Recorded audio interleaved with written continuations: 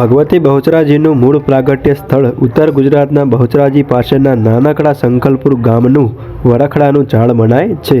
અહીં માતાજીનું ભવ્ય મંદિર સંકુલ બંધાયું છે.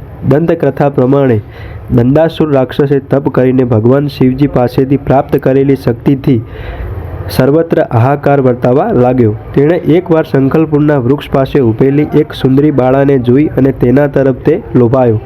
બાળા અન્ય કોઈ નહીં પણ સાક્ષાત માં બાલા સ્વરૂપી બહુચરી માતા હતી. તેને દંડાસુરને ક્ષણમાં જ હણી નાખ્યો. ગાયકવાડ માનાજી રાવ એકવાર ત્યાં આવેલા. ત્યાં માતાજીની કૃપાથી તેમનો અસાધ્ય વ્યાધિ એટલે કે કષ્ટ દૂર થયેલો. એથી રાજાએ સંખલપુર પાસે બહુચરાજીમાં 1839માં નવું અને ભવ્ય મંદિર બંધાવ્યું. હવે જાણીએ કે માં બહુચરાજીનું નામ કેવી રીતે પડ્યું. ભગવતી જગદંબાએ આસપાસના વનમાં અનેક રાક્ષસોનો સંહાર કરેલો.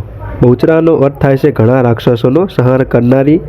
માં બહુચરાજીનું વાહન કુકડો છે, તેથી તે મૂળમાં બહિચર કહેવાય છે. બહિચર એટલે કે કુકડાના પીંછા પર ફરનારી દેવી.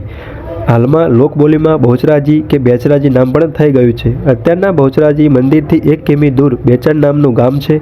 તે ગામના નામ ઉપરથી માતાનું નામ બેચરાજી થઈ ગયું છે. માતા બહુચર બાલા બહુચરા ત્રિપુરા નામે પણ ઓળખાય છે. સ્વર્ગ, પૃથ્વી અને પાતાળ એ ત્રણેય લોકમાં તેમનું વિચરણ હોવાથી એ ત્રિપુરા કે ત્રિપુરાંબિકા નામે પણ ઓળખાય છે.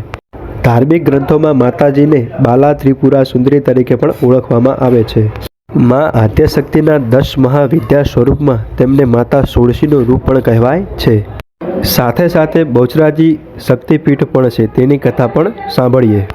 દક્ષ પ્રજાપતિના યજ્ઞમાં હોમાઈને માતા સતીના દેહને ઉપાડીને જ્યારે ભગવાન શિવજીએ તાંડવ નૃત્ય કર્યું હતું, તે સમયે માતા પાર્વતીજીના દેહનો ડાબો હાથ બહુલીમાં પડ્યો અને ત્યાં ચુવાડ પંથકમાં બાલા ત્રિપુરા સુંદરી બહુચરાજીનું શક્તિપીઠ રચાયું. 51 શક્તિપીઠો પૈકીનું આ એક શક્તિપીઠ ગણાય છે. વિવિધ પુરાણોમાં દર્શાવેલા 108 શક્તિપીઠો પૈકી 71મું આ શક્તિપીઠ છે.